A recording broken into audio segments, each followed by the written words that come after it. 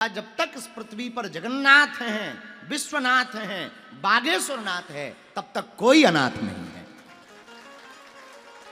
सब सनाथ हैं, कोई अनाथ नहीं है। जब तक जगन्नाथ जी इस पृथ्वी पर हैं, कोई अनाथ नहीं। और ये भूल कोई करे कि हम अनाथ हैं। बहुत से लोग हमें मिलते, गुरु जी हम आओ तो कोई नहीं, हम तो अनाथ हैं, ठटरी के बड़े। ये जगन्नाथ किसके लिए?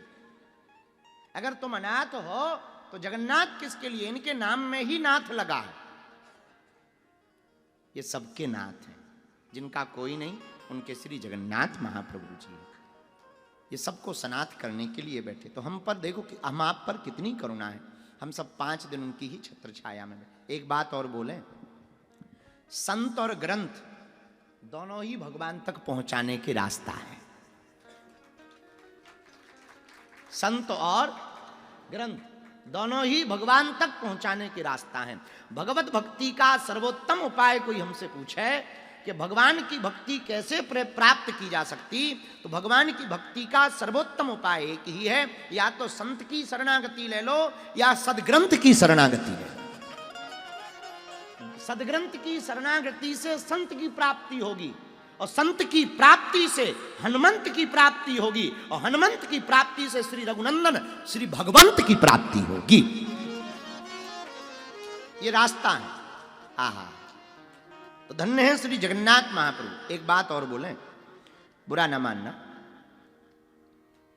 मिट्टी जब अपना अस्तित्व मिटाती है तब मटका बनता है। मिट्टी जब अपना अस्तित्व मिटाती है तब मटका बनता है, बर्तन बनते हैं। दूध जब अपना अस्तित्व मिटाता है तब दही बनता है, मक्खन बनता है, घी बनता है। उसी प्रकार जब मनुष्य अपनी अहमता के अस्तित्व को मिटाता है तब वो भगवान का भक्त बनता है। बिना अस्तित्व मिटाए भगवान का भक्त होना कठिन है। अब जैसे माचिस की तीली है, जब तक वो खुद नहीं जलेगी तब तक दूसरों को क्या हलवा जलाएगी? माचिस की तीली जो दुनिया को जलाती है, लेकिन उसको भी खुद जलना पड़ता है। अक्सर हम एक बात बोलते हैं, दुनिया को हंसाने वाला अकेले में रोता है, दुनिया को खिलाने वाला बिना भोजन के सोता है, तुम्हारे करोड़ों का बंगला बनाने वाला अक्सर बिना छत के सोता है। ये जिंदगी की सच्चाई। इसलिए अस्तित्व को जब तक आप अपने मिटाओगे नहीं, जब तक तुम्हारे मन में ये भान है मैं, तब तक भगवान से करोड़ों कोसों दूर हो, भगवत प्राप्ति नहीं हो सकती है। भगवत प्राप्ति का पहला स्टेप ही यही है कि हम कुछ भी नहीं हैं, जो भी हैं सब हमारे ठाकुर जी। अमेरिका में 1984-85 के लगभग में योगानंद बाबा के कृपा पात्र एक महात्मा जी गए, बड़े अच्छे महात्मा थे, योगानंद बाबा जी के कृपा पात्र। तो वो उस वक्त अमेरिका में बहुत ज़्यादा सन्यासियों के प्रति सद्भाव नहीं था। उन्होंने कुछ उपद्रव कर दिया होगा, महात्मा तो उपद्रव करते ही रहते। कोई उपद्रव कर दिया तो लोग पत्थर पीटने लगे, तो पत्थर पीटे और वो हंसे। तो एक अमेरिका में हिंदी भाषी आदमी रहता था, उसे बड़ा बुरा लगा, उसने हाथ पकड़ा, भीड़ को समझाया, नो नो नो, ले आए बाहर। तो कान में पूछा कि बाबा वो पीट रहे थे, तुम हंस रहे थे? तो बोले भैया अपने राम पिट रहे थे तो अपने राम हंस रहे थे। अपने राम पिट रहे थे तो अपने राम हंस रहे थे। ये बात बड़ी तल की है, बड़ी ऊंची बात है। उन्होंने अपने राम को अपने राम से अलग दृष्टि होना देख लिया है। वो विलय हो गए, डूब गए, अंतर मन में डूब गए। इसलिए हम अक्सर एक सूत्र देते हैं, जो भीतर गया वो भी तर गया। जो भीतर जाएगा वो तर जाएगा। जब तक आप परमात्मा में विलय नहीं होंगे तब तक भगवत प्राप्ति संभव नहीं। जब तक आप अपने अस्तित्व को नहीं मिटाएंगे तब तक आपको भगवत प्राप्ति तो छोड़ो, साधारण भूत की प्राप्ति ना होगी। भगवान की तो छोड़ो, भगवान तो बहुत बड़ी बात। साधारण भूत पाने के लिए भी भूतों जैसा चेहरा बनाना पड़ता। मतलब इसका मतलब ही नहीं कि भूत बना, इतनी पूजा पाठ करनी पड़ती कि तुम देखना जितने भूत वाले मिलेंगे वो सब भूतों ही जैसे लगते हैं, क्योंकि वो भूतों में इतने डूब जाते हैं कि खुद ही भूत बन जाते हैं, तब जाके भूत मिलते हैं। साधारण भूत पाने के लिए जब भूत बनना पड़ता है। एक साधक हमें मिले बहुत अच्छे, उत्तर प्रदेश में एक जिला है बलरामपुर। बलरामपुर के एक साधक रोते हुए आए, लगभग 4-5 साल हो गए, खूब रो रहे थे। उनका क्या हुआ?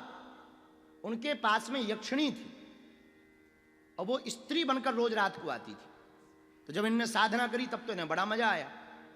साधना करी, वो प्रकट हो गई। गुरुजी ने मंत्र बढ़िया दे दिया, प्रकट हो गई। अब वो बोली कि कौन रूप में हमारी पूजा करोगे? तो ये बोले पत्नी रूप में। तो दोनों ने माला डाल ली। अब यक्षिणी तो यक्षिणी, माल पानी तो खूब हो गया, पैसा वैसा खूब हो गया, सम्मान खूब हो गया, कोई भी आवे वो सब काम करने लगे, तो खूब नाम हो गया।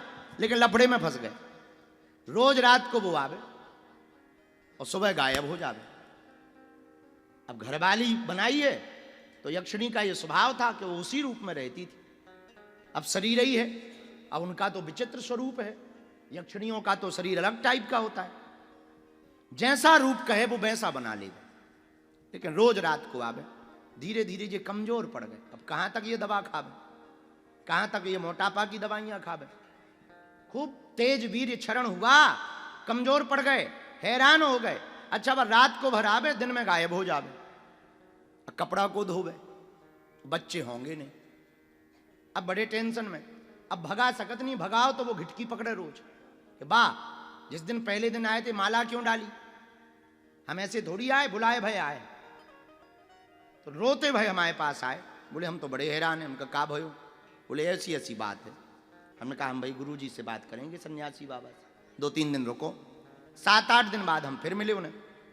तो रात को जब हम बिल्कुल सच्ची घटना बता रहे, व्यासपीठ से झूठ तो बोल ही नहीं सकते, वैसे ही नहीं बोले।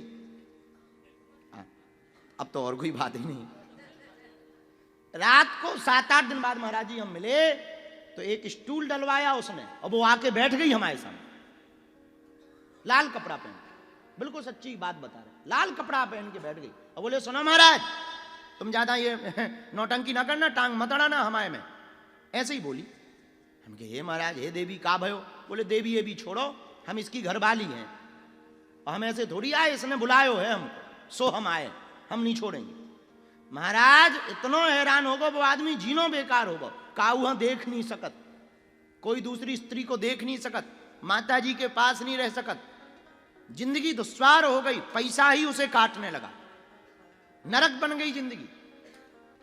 तब हमने उनसे पूछा, उनकी बात बता रहे हम, हमने पूछा, उनका भैया ये तुमने सिद्धि कैसे करी?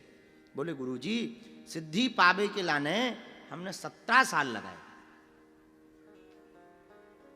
हमने कहा सिद्धि कैसे की? तो पूरी विधि तो नहीं हम बताएंगे, पर एक पार्ट बता रहे हैं जो काम का है, ये कथा से जुड़ता मिलता है। बोले महाराज जब नहीं हमको साधना मिली और जब इसकी सिद्धि दर्शन नहीं भय यक्षिणी के, तो हम रात को पूरा स्त्री का श्रृंगार करके बैठते थे और 1.25 माह तक जब हम श्रृंगार करके बैठे तो यक्षिणी प्रकट भई। तब हमें बात समझ में आई कि भूत को पाने के लिए भी पहले भूत बनना पड़ता है।